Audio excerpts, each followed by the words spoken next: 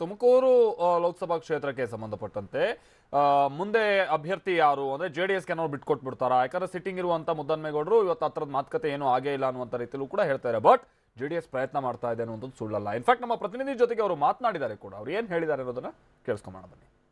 ಲೋಕಸಭಾ ಚುನಾವಣೆಗೆ ನಿನ್ನೆ ದಿನಾಂಕ ಘೋಷಣೆ ಆಗಿದೆ. ದಿನಾಂಕ ಘೋಷಣೆ ಆಗ್ತಿದ್ದಂತೆ ಟಿಕೆಟ್ ಆಕಾಂಕ್ಷಿಗಳ ಸಂಖ್ಯೆ ಕೂಡ ಜಾಸ್ತಿ ಆಗ್ತಿದೆ. ಇವತ್ತು ಕಾಂಗ್ರೆಸ್ನ ಸ್ಕ್ರೀನಿಂಗ್ ಕಮಿಟಿಯ ಸಭೆ ದೆಹಲಿಯಲ್ಲಿ ನಡೀತಾ ಇದೆ.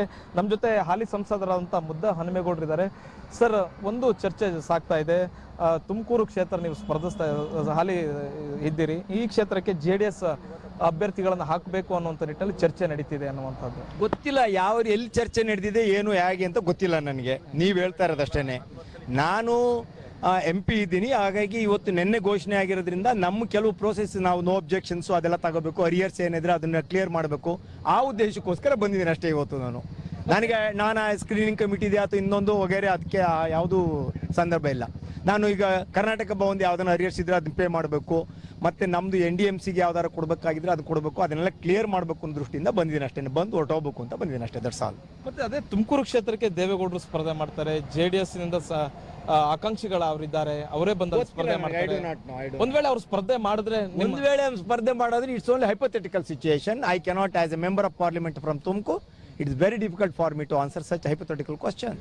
ನಿಮ್ಮ ನಾಯಕರು ಏನಾದರೂ ಆ ತರದ ಸೂಚನೆ ಏನಾದ್ರು ಕೊಟ್ಟಿದ್ದಾರೆ? ಒಂದ್ ವೇಳೆ ಬಿಡಬೇಕಾಗುತ್ತೆ ಅಥವಾ ನೀವೇ ಸ್ಪರ್ಧೆಯನ್ನ ಮಾಡಿ? Nobody has discussed about this issue with me at any time. ಇವತ್ತು ಸ್ಕ್ರೀನ್ ಕಮಿಟಿ ಸಭೆ ನಡೀತಾ ಇದೆ. ನೀವು ಕೂಡ ಇವತ್ತು ಬಂದಿದ್ದೀರಿ. ನೀವು ನಾಯಕರನ್ನ ಏನಾದ್ರು ಭೇಟಿ ಮಾಡಿದ್ರೆ? ಅಷ್ಟೇ, ಅದು ಇನ್ಸಿಡೆಂಟ್ ಅಷ್ಟೇನೆ. ಅದು ಇವತ್ತು ಸ್ಕ್ರೀನಿಂಗ್ ಕಮಿಟಿ ಮಾಡಿದ್ರು. ನೆನ್ನೆ ಘೋಷಣೆ ಆಗಿರೋದನ್ನ ನಾನು ಇವತ್ತು ಬಂದೆ ಅಷ್ಟೇನೆ.